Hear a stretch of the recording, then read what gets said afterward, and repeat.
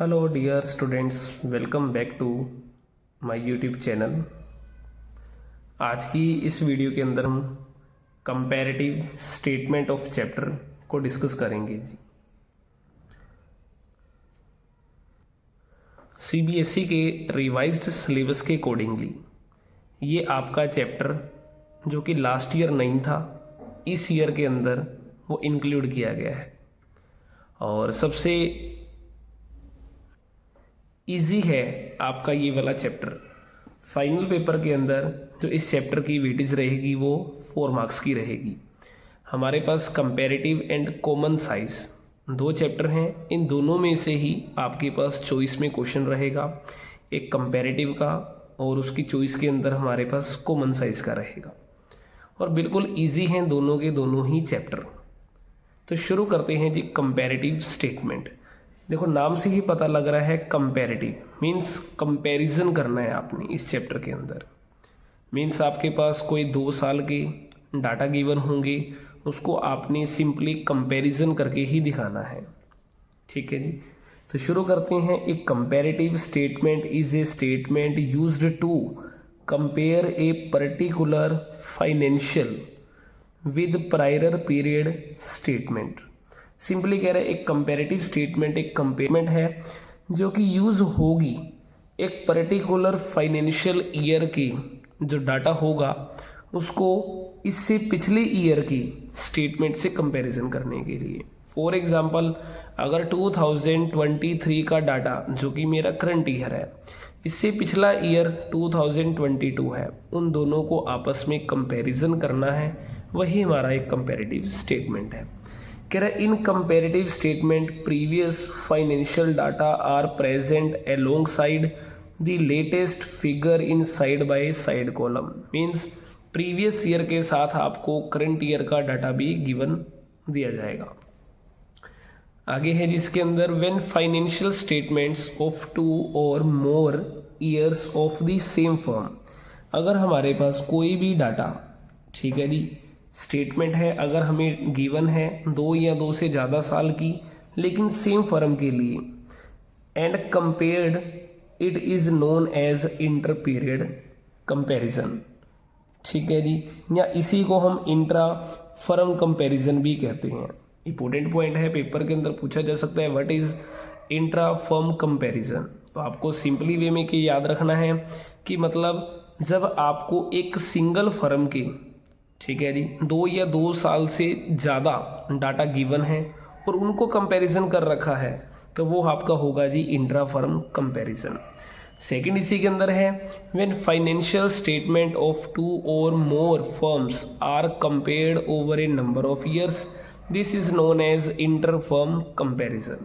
मतलब सिंपली कि अगर आपको, ठीक है जी, डिफरेंट फर्म का मतलब 2 या 2 से ज़्यादा फर्म हो सकती हैं आपकी, अगर उनका डाटा आपको गिवन है, ठीक है जी, और उनका जो कंपैरिजन किया जा रहा है तो उनको कहते हैं हम इंटर फर्म कंपैरिजन। तो ये चीज़ें मेनली है हमारे पास। देखिए कंपैरेटिव जो स्टेटमेंट चैप्टर है, इसके अंदर जो प्रैक्टिकल व्यू से हमने 2 टॉपिक डिस्कस करने हैं जी। फर्स्ट जो टॉपिक है हमारे पास कंपैरेटिव बैलेंस शीट, ठीक है जी, जिसके अंदर क्या होंगे आपके पास 2 ईयर्स की बैलेंस शीट होगी किसी फर्म की, वो आपने कंपैरिजन करके दिखानी है। यह होगा जी comparative statement of profit and loss, जिसके अंदर आप क्या करोगे, statement of profit and loss आपको गिवन होगा किसी एक सिंगल कंपनी या फर्म का, बट उसके अंदर 2 ईयर का डाटा गिवन होगा, आपने वो कंपैरिजन करके दिखाना है।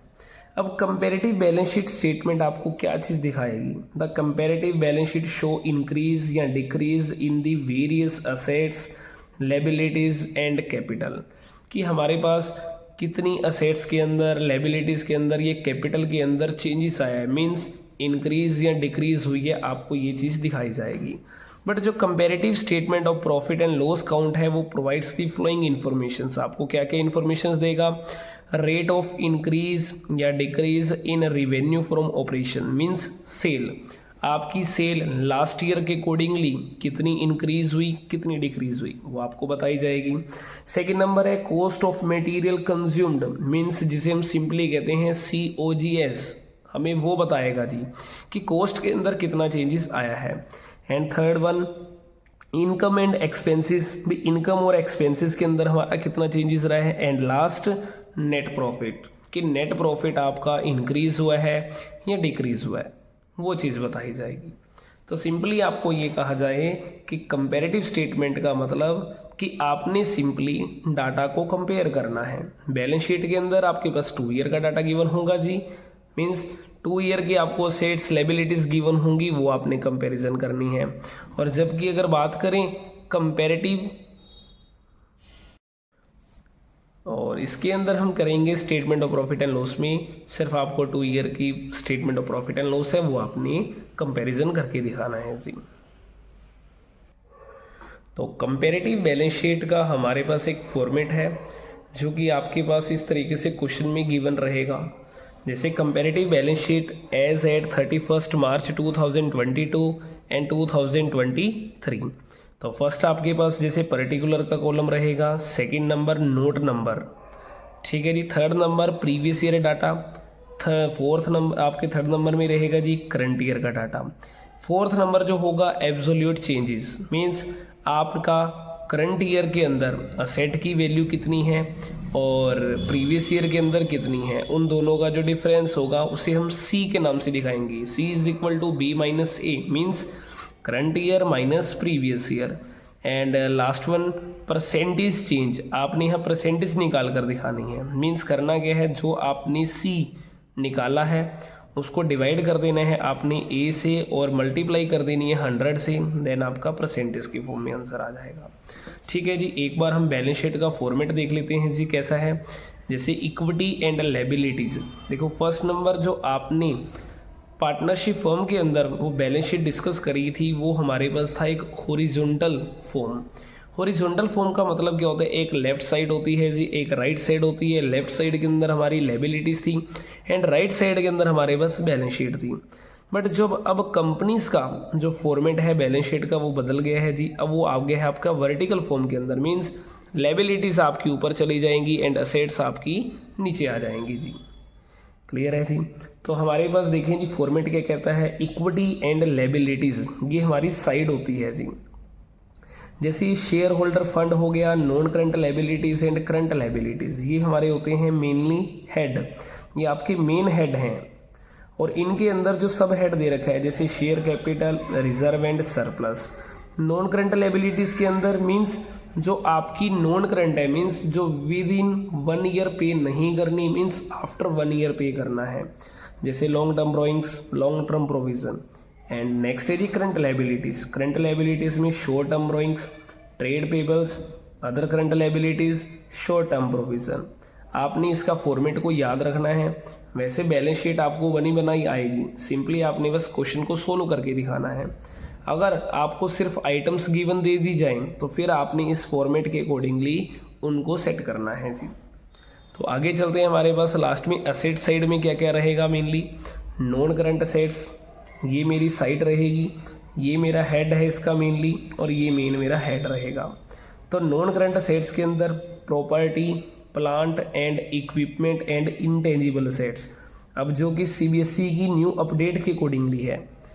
लास्ट ईयर के अगर बुक्स में देखा जाए तो वहाँ आपको मेनली मिलेगा जी फिक्स असेट्स, ठीक है जी, फिक्स सेट मिलेगा। और फिक्स सेट के अंदर टेंजिबल एंड इनटेंजिबल वर्ड मिलेगा। बट जो न्यू अपडेट के अकॉर्डिंगली आपके पास property, plant and equipment and intangible assets word use किया जाएगा फिक्स असेट की जगह।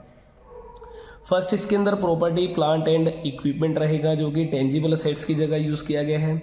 सेकेंड नंबर रहेगा आपके पास इनटेंजिबल असेट्स। बी हमारे पास होता है जी non current investment and C होगा long term loan and advance. देखिए जी long term loan and advance हमारा अगर असेट साइड में गिवन है तो सिंपली इसका मतलब ये है कि हमने किसी अदर पार्टी को लोन दिया है। तो वैसे भी जो एडवांस वर्ड यूज़ होगा वो किसी अदर पार्टी को देने के लिए यूज़ किया गया है, ना कि फर्म ने लिया है ये लोन। ठीक है जी। देन अगला है करंट असेट्स। करंट असेट्स के अंदर आपने क्या क्या याद रखना है, करंट इन्वेस्टमेंट है, इन्वेंट्री है, ट्रेड रिसीवेबल है, ठीक है जी, कैश एंड कैश इक्विवेलेंट है, short term loan and advance रहेंगे एंड अदर करंट असेट्स रहेगी। क्लियर है जी। तो ये हमारे पास इसका फॉर्मेट रहेगा जी। तो सिंपली आपने जो मेन याद रखना है, एक फॉर्मेट को याद रखना है। तो क्वेश्चन के अंदर बैलेंस शीट का फॉर्मेट बना भी आ सकता है। अगर बनाया तो आपने सिंपली इसको सोल्व करना है, अगर नहीं बनाया तो आपने इसी ऑर्डर के अकॉर्डिंगली उसको पहले परफॉर्मे में सेट करना है, देन अपने क्वेश्चन को सोल्व करना है जी।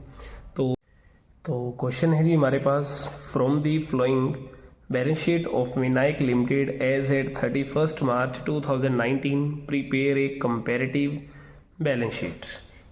तो जैसे Vinayak limited balance sheet as at 31 March 2019, ये हमारे पास बैलेंस शीट है जी। तो फर्स्ट नंबर पे हमारे पास ये बैलेंस शीट का फॉर्मेट के अंदर जो आइटम्स हैं वो आपको ऑलरेडी सेट कर रखी हैं। मींस आपके पास शेयर कैपिटल के अंदर क्या क्या आना चाहिए, नॉन करंट लायबिलिटी में क्या आना चाहिए, करंट लायबिलिटी में क्या आना चाहिए, आपको क्वेश्चंस के अंदर ऑलरेडी गिवन है।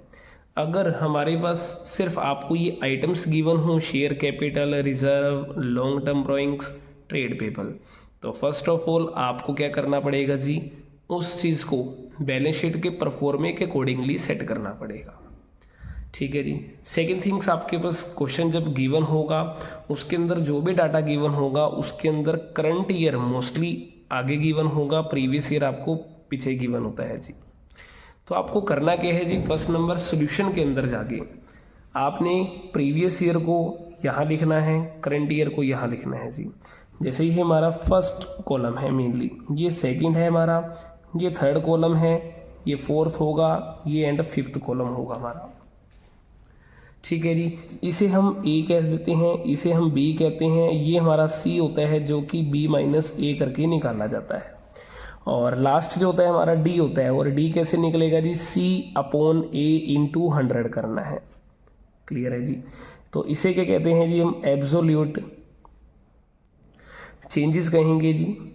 हमारे पास ये एब्सोल्यूट चेंजेस होगा कि कितना चेंजेस आया, ये हमारे पास जो भी आएगा जी ये परसेंटेज चेंज के नाम से आ जाएगा। तो ये चीज़ है, आपने करना क्या है जी, फॉर्मेट कहता है कि b माइनस ए कर दीजिए। b माइनस ए करेंगे तो अपने पास कितना आएगा जी, 1 लाख आ जाएगा। 230 माइनस 2 लाख कीजिए, हमारे पास आ जाएगा 30,000 जी। सेम हमारे पास 560 में से 2 लाख माइनस करेंगे, हमारे पास आएगा जी 3,60,000। एंड 280 में से अगर 1 लाख माइनस कर देंगे आ जाएगा जी हमारे पास 1,80,000। क्लियर है जी। और सेम आपने ऐसे ही बैलेंस शीट का करना है जी। 31,70,000 में से आपने 25 लाख माइनस करना है, तो हमारे पास ये आ जाएगा जी 6,70,000 रुपीज़। अब हमारे पास इस क्वेश्चन को हमने करना है जी सोल्व, और जो लास्ट कॉलम है हमारा, आपने सिर्फ यही 2 कॉलम को फिल करना होता है 4 नंबर के लिए। तो कैसे क्या कह रहे हैं जी, सी अपॉन ए करना है, 1 लाख अपॉन 20 लाख करना है आपने। तो कीजिए 1 लाख अपॉन 20 लाख इंटू में 100 कीजिए, तो ये मेरी 3 0 कैंसिल हो जाएंगी। अपनी 00 ये भी कैंसिल हो जाएगी, 10 ये भी कैंसिल हो जाएगी। जब इसको डिवाइड करेंगे तो हमारे पास कितना आएगा, 5 आएगा। इसका मतलब ये जो आंसर रहेगा हमारे 5 रहने वाला है जी। सेम ऐसे मेरे पास 30,000 अपॉन 20 लाख 2 लाख इंटू 100 करना है। कैसे जी, 30,000 अपॉन 2 लाख इंटू 100 करना है।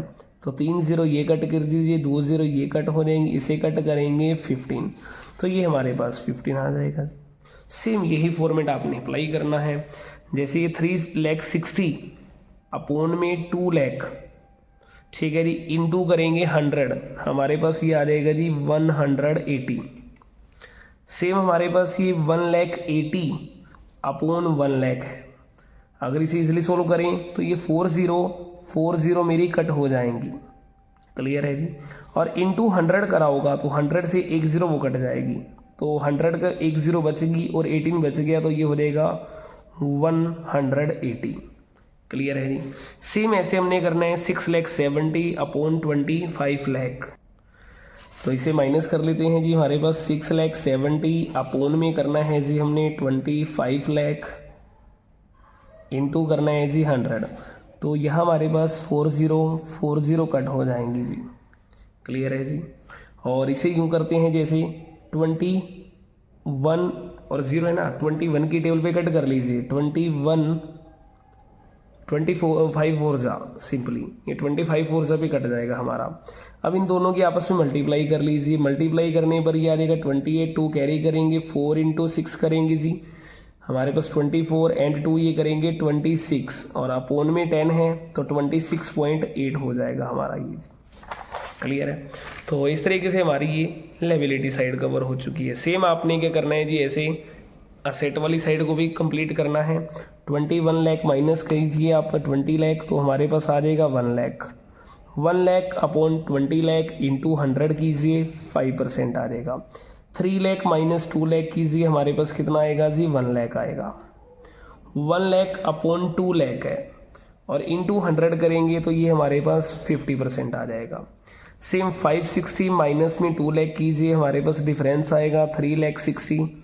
360 अपॉन 2 लाख, क्योंकि हमारे पास जो फॉर्मूला है, फॉर्मूला क्या कहते हैं जी, कि फर्स्ट नंबर आपके पास ए गिवन है, बी गिवन है, सी निकालना है बी माइनस ए करके, और जो डी निकालते हैं जी वो कैसे, सी अपॉन ए इंटू 100 करके।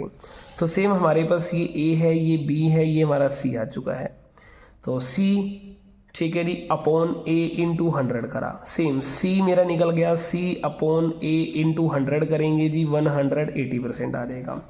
210 में से हम 1 लाख को माइनस करेंगे जी, तो 210 में से 1 लाख को माइनस करेंगे, हमारे पास कितना आएगा जी, 1,10,000 आ जाएगा। नाउ 110 अपॉन 1 लाख इंटू 100 करेंगे जी, हमारे पास ये 110% आ जाएगा। सेम हमने 31,70,000 में से 25 लाख माइनस करेंगे जी, माइनस करने के बाद 6,70,000 आ जाएगा।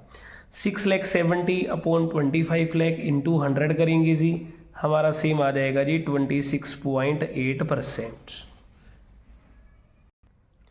आई होप कि आपको ये क्वेश्चन समझ आया होगा।